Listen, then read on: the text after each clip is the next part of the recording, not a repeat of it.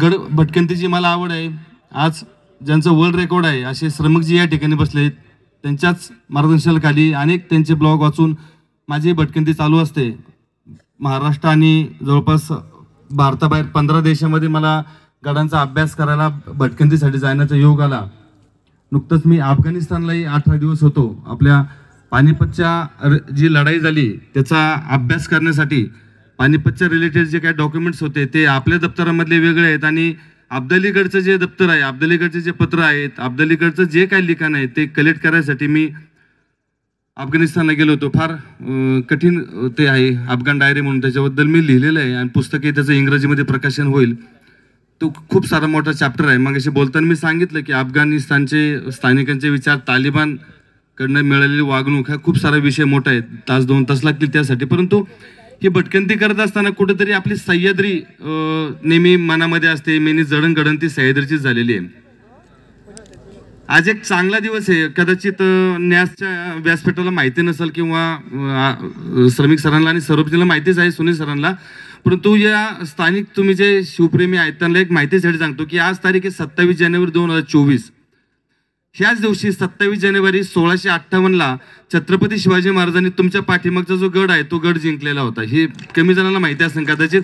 फार भाग्यवान आहात तुम्ही की आज त्याच दिवशी हा कार्यक्रम आहे। 27 जानेवारी कार्यक्रम घेतला आणि 27 जानेवारीलाच 1658ला छत्रपती शिवाजी महाराजांनी गड जिंकला होता। त्यामुळं न्यासाला माझी विनंती आहे की पुढच्या वर्षी जर 27ला असेल तर निदान माऊली जिंकलेले चित्र या ठिकाणी असावं, एक माहिती असावी किंवा स्थानिकांना गावातील आता मारुतराव साठे सरपंच आहेत यांनी सुद्धा हा दिवस साजरा करावा। 27 जानेवारी एक तुम्ही खुणगाट बांधा की पुढच्या वर्षी 27 जानेवारीला जर आपलं दुर्ग जागरचाच कार्यक्रम असेल तर इज द बेस्ट, परंतु जर नसेल तर स्थानिक पातळीवर खोर ग्रामपंचायतीने, पिवळे ग्रामपंचायतीने ह्या खोऱ्यातले जे गाव आहेत त्यांनी मात्र हा कार्यक्रम जरूर साजरा करा। कारण की शहाजीराजांना जो तह करावा लागला आणि त्यानंतर आई जिजाऊंना शिवनेरीवरती शिफ्ट व्हावं लागलं, नाही तर कदाचित शिवनेरीवरती जो सूर्य उगवला, जो जन्म घेतला तो कदाचित माऊली गडावरती शिवरायांचा जन्म झाला असता। परंतु तत्कालीन घडामोडी पाहता शहाजीराजे आणि त्यांच्या बरोबर एक मातब्बर व्यक्तिमत्व होतं कान्होजीराजे जेदे यांनी तो निर्णय घेतला आणि आई जिजाऊंना त्या ठिकाणी शिवनेरीवरती शिफ्ट केलं आणि महाराजांचा जन्म तिकडे झाला।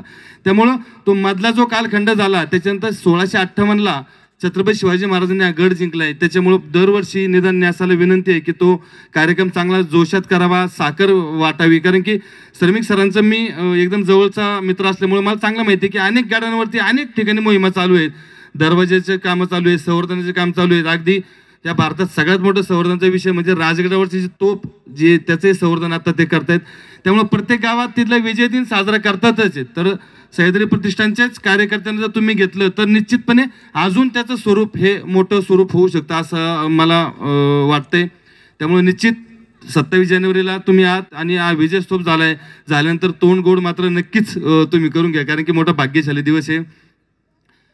त्याचप्रमाणे ह्या भागामध्ये ज्यावेळेस मी भटकंतीला आलो होतो त्यावेळेस माहुलीगड मी मगाशी बोललो की तिथे स्थानिकांना की थोडंसं स्टॅमिना माझा चांगला आहे म्हणलं गड भटकंतीचा, कारण की आग्रा ते राजगड मी 2017 साली पायी प्रवास केला होता एकट्याने। त्यानंतर आता बहुतांश शिवप्रेमीला घेऊन मी येत असतो, आग्रा ते राजगड ही मोहीम करत असतो। परंतु थोडीशी मला आवड आहे। सिंहगड मी 19 तासात 11 वेळा केला आहे, राजगड 21 तासात 13 वेळा केला आहे, तोरणा 16 तासात 9 वेळा केला आहे। माझी कॅपॅसिटी थोडी चांगली आहे।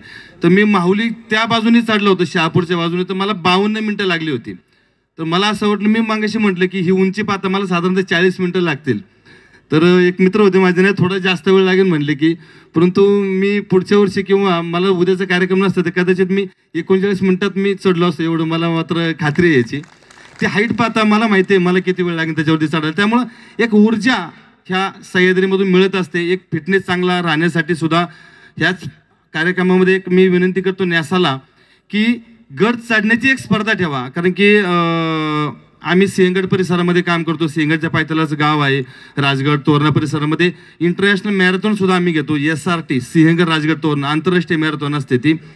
तर अशीच एक माऊलीची सुद्धा त्याच्यात जर उद्या तुम्ही जर करणार आहेत, नंतर राजगड रायगड जशी आपण प्रदक्षिणा म्हणतो तशीच ह्याची सुद्धा प्रदक्षिणा त्या पद्धतीनं हॅशटॅग वापरून ते सुद्धा पुणे मुंबई सारख्या ठिकाणी कशी पसरवता येईल, नाशिक ही चांगली संस्कृतीची माहेरघर आहेत, या ठिकाणी कशी पसरवता येईल त्याचाही विचार करा।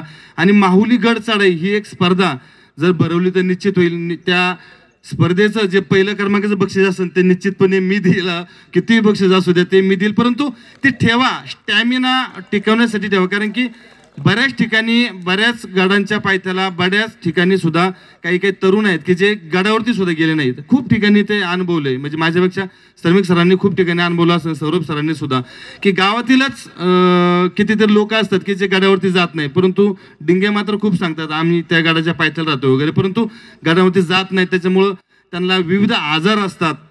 तुम्ही पाहिलं असेल आता की प्रत्येक 10 माणसापाठी मग 2 माणसांना डायबिटीसचा आजार आहे, ब्लड प्रेशरचा आजार आहे. बीपी डायबिटीस हा कॉमन आजार झालेला आहे. एकदम सहज जर विचारले एखाद्या राजकीय व्यक्तिमत्वाला, थांब मी गोळ्या खाऊन येतो का, बीपीचा त्रास आहे, मला डायबिटीसचा त्रास आहे, की जो पूर्वी नव्हता, अजिबात नव्हता हा त्रास. कारण की ते गड चढत होते. आत्ताचं राहणीमान खाणं पिणं थोडंसं बदलतं स्वरूप झालेलं, त्याच्यामध्ये कुठंतरी आरोग्य आपलं हरवत चाललंय. ह्याला कुठंतरी छेद देणं हे काम आहे. मी म्हणजे आम्ही बीपी डायबिटीस मुक्त भारत हे संकल्पनेद्वारे अनेक तरुणांना रनिंग, मॅरेथॉन, गडचढाई इकडं आकर्षित करत असतो. त्याकरता विविध स्पर्धा घेत असतो. आग्रा ते राजगड जरी शिवाजी महाराजांचे आग्र्याहून निसटले असतील आणि राजगडावरती सुखरूप आले, त्यानंतर इतिहासाला कलाटणी दिली, परंतु त्याच्या पाठीमागचा एक महत्त्वाचा उद्देश सुद्धा आहे की ब्लड प्रेशर डायबिटीज मुक्त भारत असावा. कारण की 1258 किलोमीटर रन करायचे, तर तो रन करायसाठी तो तरुण, ती तरुणी, तो मावळा एक फिट लागतो. निश्चितपणे त्याला जर 50 किलोमीटर पळायचंय, त्याला 5 किलोमीटर पळायचंय, त्याला 10 किलोमीटर पळायचंय, तर तो 1 महिना 2 महिना 3 महिना तो व्यायाम करेल, निश्चित तो आजारापासून लांब जाईल. त्यांनी जर व्यायामाची सवय लावली तर रात्रीचे मित्र कमी होतील आणि पहाटेचे मित्र त्याचे वाढतील.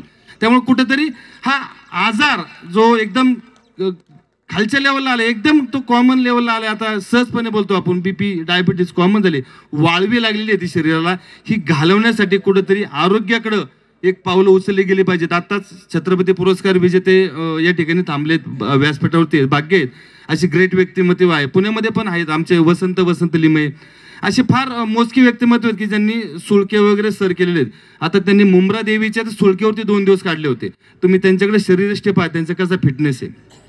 त्यामुळे कुठेतरी आरोग्यासाठी काहीतरी करणारी मंडळी असतात ना, यांच्याकडून खूप सारे शिकायला मिळतं. त्यामुळं आगामी काळामध्ये न्यासाला माझी विनंती असेल की माहुली चढाई सुद्धा स्पर्धा ह्याच्यातच तुम्ही घ्या. अगदी 27 जानेवारी जरी तारीख घेतली, ज्या दिवशी महाराजांनी गड जिंकलाय, त्याच दिवशी जरी हा कार्यक्रम घेतला तर निश्चितपणे आदरणीय श्रमिक सर, सौरभजी, आम्ही निश्चितपणे येईल त्या कार्यक्रमाला, मी सुद्धा सहभागी होईल आणि त्या स्पर्धेत सुद्धा सहभागी होईल. शिवाय बक्षीस जरी तुम्ही सांगितलं ते सुद्धा, रोख रक्कम, चषक, जे काय असेल ते सुद्धा देईल. परंतु आरोग्यासाठी जे काय करता ते करा. कारण की आपलं तुमचं न्यासाचा विचार मी पाहिले की वृक्षवल्ली सगळे सोयरे, वनचेरे वगैरे, ते झाडांसाठी तुम्ही एकदम चांगलंच करताय, पर्यावरणासाठी चांगलं करताय, त्याच्यातनं चांगला ऑक्सिजन सुद्धा मिळतोय. परंतु त्यासोबत ऑक्सिजन घेण्यासाठी लंग्स, तुमचे फुफ्फुसं सुद्धा चांगली पाहिजे, तर ती मात्र ह्या चढाईमुळेच होतील. गड चढाईमुळे तुमचे लंग्स चांगली कॅपॅसिटी होईल. दुसरा मार्ग नाही, व्यायाम करा. आरोग्यासाठी काय ना काहीतरी जे न्यास करते अजून त्याच्यामध्ये ॲड करायसाठी आगामी काळामध्ये 27 जानेवारी जर घेतली तर चांगलं थंड वातावरण असतं. त्यामुळे निश्चितपणे चांगला तो उपक्रम होऊ शकतो असं मला वाटतंय. पुस्तकाचं प्रदर्शनही आमचे हर्षल भानुशाली, ज्यांच्यावरती व्हॉट्सॲपवरतीच मी त्यांच्याकडनं बरीचशी पुस्तकं घेत असतो किंवा त्यांच्याकडनं इतर राज्यामध्ये पुस्तकं पाठवत असतो, त्यांची आज पहिल्यांदा भेट झाली आणि मला या ठिकाणी बोलवलं आणि जो आमच्या घराण्याचा माझा सन्मान केला त्याबद्दल मी तुमचं खऱ्या अर्थानं आपल्या माहुली निसर्ग सेवा न्यासचं मनापासून मी आभार मानतो. आणि मला श्रमिक सर, आदरणीय सौरभजी आणि त्यांचे वडील महेश काका यांना सर्वांना बोलवलं आम्हाला आणि आमचा मान सन्मान केला, त्याबद्दल धन्यवाद. छत्रपती शिवाजी महाराज की जय.